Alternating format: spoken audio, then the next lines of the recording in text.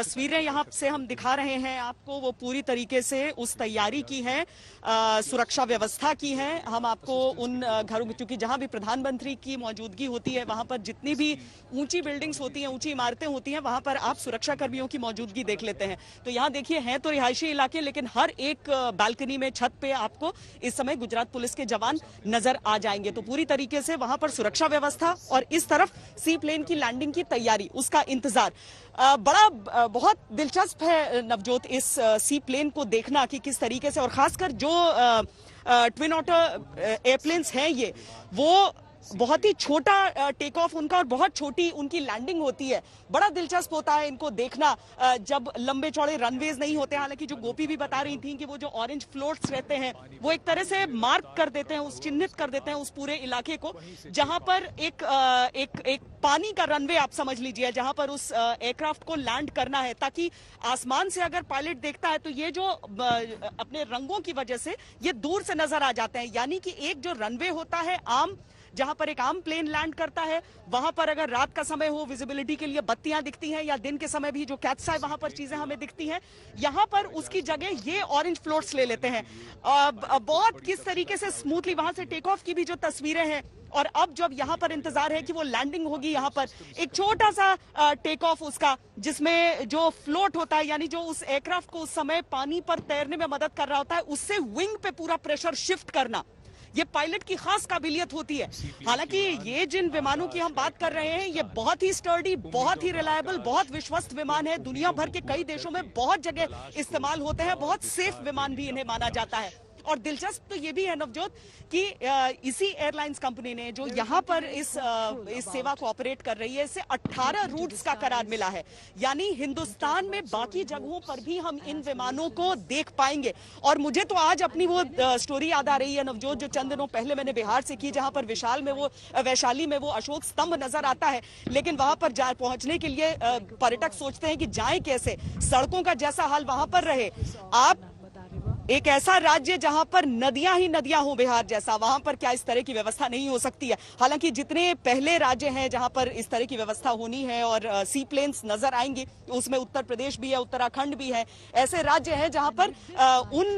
पर्यटन स्थलों को जोड़ने के लिए, उन सुदूर इलाकों को जोड़ने के लिए, जहां पर लैंडिंग की व्यवस्था नहीं है, जहां एक एयरपोर्ट बनाना फीजिबल नहीं होगा, पर जहां पर वाटर बॉडीज है, वहां पर इस तरह की चीजें हो रही हैं। मुझे लगता है कि अगर हिंदुस्तान में धीरे धीरे हम और भी जगहों पर ये देख पाए, तो आज का ये जो उद्घाटन है वो सफल हो जाए। एक तरह से आज अगर लोग सोच रहे हैं कि अरे दूर दिख रहा है, अभी गुजरात में एक प्लेन ऐसा है जो पानी से उड़ान भरता है और पानी पर लैंड करता है, तो देश के बाकी हिस्सों में भी ऐसा हो पाएगा। लोगों की उस कल्पना में फिट हो पाए ये कहानी, लोगों की के लिए हकीकत बन पाए वो कहानी। और मुझे लगता है प्रधानमंत्री भी इस विमान की सवारी करते हुए यही सोच रहे होंगे कि और किन हिस्सों में हो सकता है। अभी तो 18 रूट्स को क्लियरेंस मिल गया है, लेकिन यहां पर आज ये पहली उड़ान, कितनी नई उड़ानों की शुरुआत हो सकती है। हिंदुस्तान बाकी देशों जैसा और उनसे बेहतर सेवा इस तरह की क्यों नहीं कर सकता है? क्योंकि अलग अलग राज्यों को आप जोड़ दीजिए, उन राज्यों के अनगिनत शहरों को आप जोड़ दीजिए, पर्यटन की अपार संभावनाएं हमारे समूचे देश में, तो इस तरह का जुड़ाव क्यों नहीं हो सकता है? क्यों हम कई बार ऐसा सोचें कि अरे फला जगह जाना है, वहां पर तो जाने में ही बहुत समय लग जाता है। ये जो लास्ट माइल कनेक्टिविटी में एक बहुत बड़ा कदम उड़ान की स्कीम के जरिए, मुझे लगता है कि ये एक अतुलनीय चीज है जो यहां से शुरुआत तो हो रही है। और कई लोग, जो एक परिकल्पना हुई थी ना कि जो हवाई चप्पल पहने वो हवाई सफर कर पाए, क्या उस परिकल्पना में ये पूरा पड़ेगा, या फिर ये सिर्फ आप बड़े बजट के टूरिज्म में आ जाएगा? ऐसा लगता नहीं है, क्योंकि वो जो 9 सीटें जिनकी हम बात करते हैं, और चूंकि 14 ही लोग एक बार में सवारी करेंगे इसमें एक तरफ से,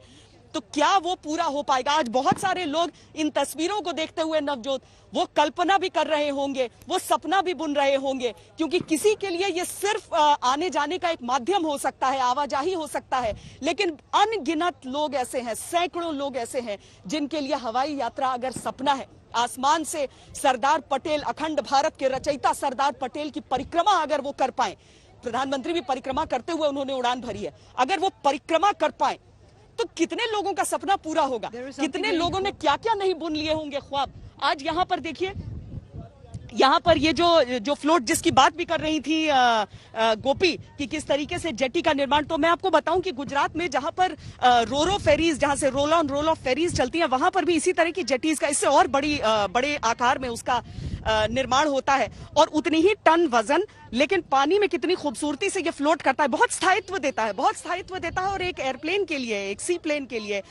बहुत मजबूत एक तरह से समझ लीजिए कि यहाँ से जो लोग निकल कर आएंगे, इससे प्रधानमंत्री अपना पहला कदम जब यहाँ से रखेंगे और उसे जोड़ता हुआ वो एक छोटा सा पुल जो सीधे उन्हें लेकर उस वाटर एरोड्रोम की तरफ ले जाएगा। और उससे पहले यहाँ पर केवड़िया की तस्वीरें लगा दी गई हैं जहां सरदार पटेल की वो मूर्ति भी है और उस सी प्लेन का एक इठलाती हुई सी तस्वीर आप सी प्लेन की भी वहां पर देख सकते हैं। सुरक्षा व्यवस्था तो है, लेकिन उससे ज्यादा वो उल्लास है, जो फूलों की सजावट है, उससे ज्यादा वो सपने हैं जो करोड़ों हिंदुस्तानी इस समय अपने मन में बुन रहे होंगे। ये सिर्फ एक महज एक इवेंट के तौर पर इसे नहीं देखा जा सकता है, इसे एक प्रक्रिया की शुरुआत के तौर पर देखा जा सकता है, अर्थव्यवस्था के हिसाब से भी। और जो लोग सोच रहे हों कि कोरोना का ये काल खत्म हो और जो लॉकडाउन का एक दुस्वप्न उन्होंने देखा था, एक नाइटमेयर उनके लिए रहा था, वो चीजें जब खत्म हो तो शायद इस तरह के इलाकों में अपने परिवारों के साथ आकर वो इतिहास और वर्तमान की एक खूबसूरत तस्वीर अपनी आंखों से देख सकें। नवजोत, श्वेता, बहुत अच्छे से आपने बताया कि देखिए, हवाई चप्पल और हवाई सफर, ये वो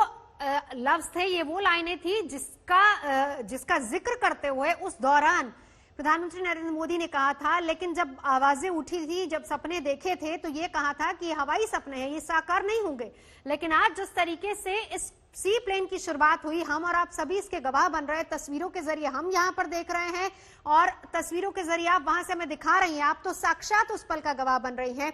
ऐसे में खुद प्रधानमंत्री ये कह रहे हैं कि अब नए भारत की शुरुआत होगी। और आपने कहा कि लास्ट माइल तक सफर किस तरीके से पूरा हो, यह भी एक सपने जैसा होता है, लेकिन खुद प्रधानमंत्री कह रहे हैं कि यह शुरुआत है। हम इसको एक शुरुआत के तौर पर देखें और देखें कि किस तरीके से हिंदुस्तान में तरक्की के नए मायने और किस तरीके से नए नए पन्ने अभी आगे लिखे जाएंगे। जी, ये तो गुजरात, तो हम एक समृद्ध राज्य की बात कर रहे हैं। गुजरात तो एक समृद्ध राज्य है जहां पर केवड़िया तक जाने के लिए लोगों के पास सड़क का रास्ता भी उपलब्ध है और सड़क के उस रास्ते से जब आप वहां पर स्टैच्यू ऑफ यूनिटी तक पहुंचते हैं तो वहां आप उन तमाम वनों को देखते हुए गुजरते हैं जिनका निर्माण खास स्टैच्यू ऑफ यूनिटी के आसपास जो लोग पर्यटक आएंगे, जो घूमने फिरने आएंगे, उनके लिए किया गया है। लेकिन ये कितना एक क्रांतिकारी कदम हो सकता है उन लोगों के लिए और उन इलाकों के लिए जहां पर वाकई सड़क मार्ग भी उस तरीके से संभव नहीं है। क्योंकि पर्यटन की जो संभावनाएं हम उत्तराखंड की पहाड़ियों में देख लेते हैं नवजोत, जहां पर नदियां ही नदियां, नदियों का उद्गम स्थल है वो,